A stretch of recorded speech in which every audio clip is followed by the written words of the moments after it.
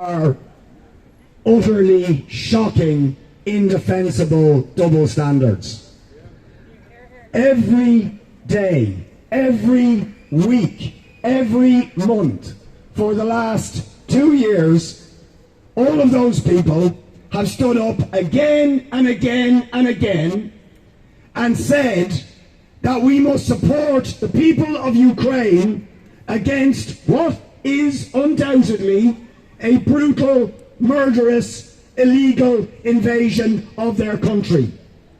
And all of those countries, all of those leaders have urged support, provided armaments, missiles, cluster munitions, one of the most horrible weapons you can imagine, but they say it is justified because Ukraine is fighting against the illegal occupation of their land. And there is no question, whatever I think about NATO, and I have no time for NATO, the Ukrainian people have the right to resist.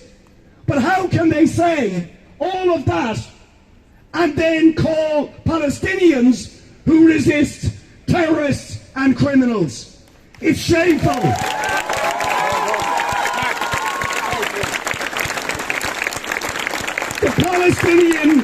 The Palestinian people haven't asked for missiles or weapons from NATO. They haven't asked for tanks or artillery. All they have asked is for the United States and the Western world to acknowledge that Israel is an apartheid state that is built on the systematic, ongoing, ethnic cleansing, oppression and persecution of the Palestinian people since the day it was founded. And that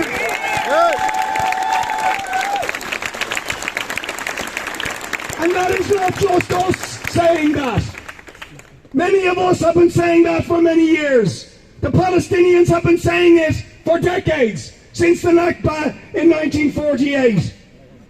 But in the last few years, we had respectable human rights organizations like Amnesty International, like Human Rights Watch, many others, even the UN Special Rapporteur on the Middle East, all saying that Israel has been guilty of crimes against humanity and war crimes and apartheid and ethnic cleansing and the systematic ongoing denial of the most basic human and civil rights to the Palestinian people. They have condemned, rightly, as a war crime and a crime against humanity, the 18-year-long siege of Gaza, the collective punishment of 2.5 million people, attack after attack by Israel on the Gaza Strip, thousands killed, the United Nations saying that Gaza has been reduced to a state of a permanent humanitarian crisis. And what do the Western world do? Nothing. Nothing. No sanctions. No condemnation of Israeli terrorism. They refuse even to use the word apartheid because, according to Micheál Martin, it would not be helpful. It would not be helpful. Never mind impose sanctions. How do they expect the Palestinian people to feel other than that the Western world, along with Israel, is treating them as subhuman, as inferior, as lesser beings? That is the message that Israel sends every day, and the Western world backs that up with its support for Israel, with its arms for Israel, and for never, ever taking a sanction. So the tragic, and it is tragic, every single lost life is tragic. But this story did not begin 2 days ago. This story began for Gaza at least for the last 18 years, but in reality since 1948. Decades of oppression, persecution, relentless. Millions of Palestinians rotting in refugee camps in the most horrendous conditions. denied their identity, denied their history in Lebanon, in Syria, in Jordan, scattered to the winds of the world, denied the most basic thing, an identity, a history. That is the crime that has been done to the Palestinian people, and Israel is allowed to do it with impunity. So we say, surely the Palestinian people have the same right to resist as the people of Ukraine. So our next speaker is also from Palestine, a student called Bara, who's going to speak to you now. Hello everybody. Obviously we appreciate you standing with us here today. I'm a Palestinian person, Palestinian female, a Palestinian woman, a Palestinian dreamer, and what we want is our freedom. Our women have been humiliated constantly. Women have been stripped down naked in public, and yet we have not heard it on the news. Our children have been deprived from their dreams. Children go outside, not sure if they're going to come home to their family, to their parents, go back to their schools. They are constantly worried. This is not about the war. It's about our women, our elderly, our children, our freedom, and our dreams. We here Palestinians just have one requirement, and it's our equal rights to stand and to speak and to be heard. And this is why all of us are here today. As you can see, in the past few days, most of the people killed in Gaza were children, sick, elderly, and women. They targeted our hospitals, our ambulances, our healthcare. They targeted our schools. What we've done was communication from army to army. We have not lost our humanity as they have been trying to prove. We over here, Palestinians, just want to be heard. And this is why we have come out, because we have never been heard before. I would like to thank everybody that is here today, and I would like to say, free, free Palestine! Free, free Palestine! Free, free Palestine! Free, free Palestine! Netanyahu, what do you say? How many kids have you killed today? Netanyahu, what do you say? How many children have you killed today? Netanyahu, what do you say? How many children have you killed today? Free, free Palestine! Free, free Palestine! Free, free Palestine! Free, free Palestine! From the river to the sea! Palestine will be free! From the river to... People losing their lives? No. I think the difference between us, though, and opposing views, and this is very important, is to look at the reason why this is happening. People in there have a big, big stain of blood on their arms. I think the reaction of the international community before even this started was outlined very nicely by our Minister for Defence. It's not my minister. He doesn't have the mandate of the people to be doing what he's doing.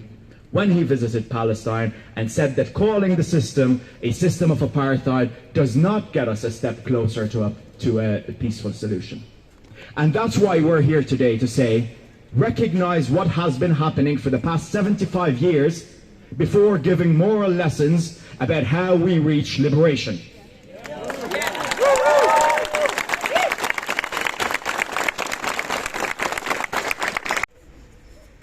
I'm going to sing the song of James Connolly, a song from Ireland's struggle against imperialism and colonialism, a song about the socialist James Connolly, and I think a revolution and an uprising that gave people anti-colonial struggles a lot of hope and heart around the world. And I think that we can say that of the Palestinian resistance now, that it's an inspiration to anyone who's standing up against oppression. And that Palestinians have the right to resist using whatever means necessary. So this is a song of James Connolly, which is, I suppose, in that anti-imperialist tradition. So, where, oh, where is our James Connolly? Where, oh, where is our gallant man? He's gone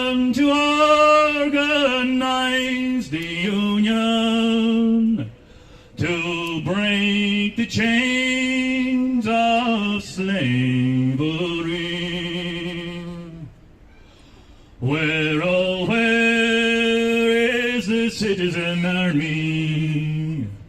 Where, oh, where are our fighting men and women?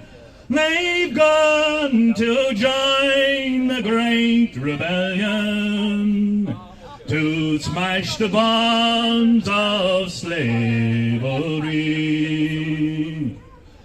Who'll be there for to lead the van? Who'll be there for to lead the van? Oh, who but our own James Connolly, the hero of each working man. They took him down onto Kilmainham.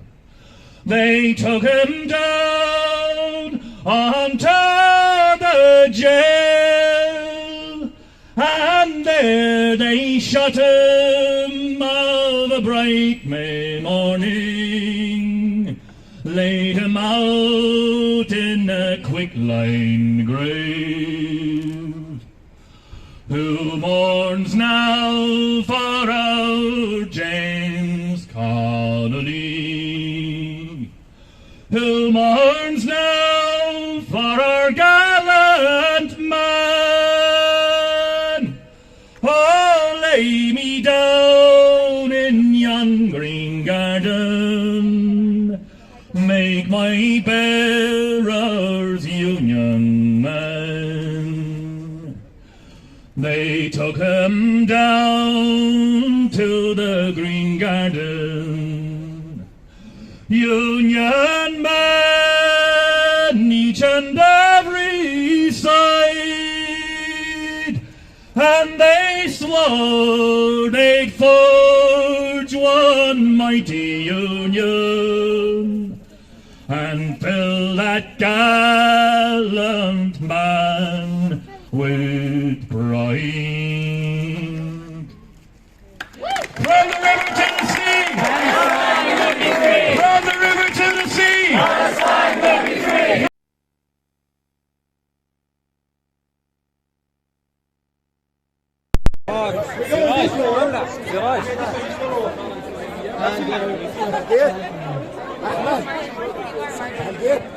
عاصفة إسرائيلية وري باي كمان wonderful Irish Palestine support করে সব সময়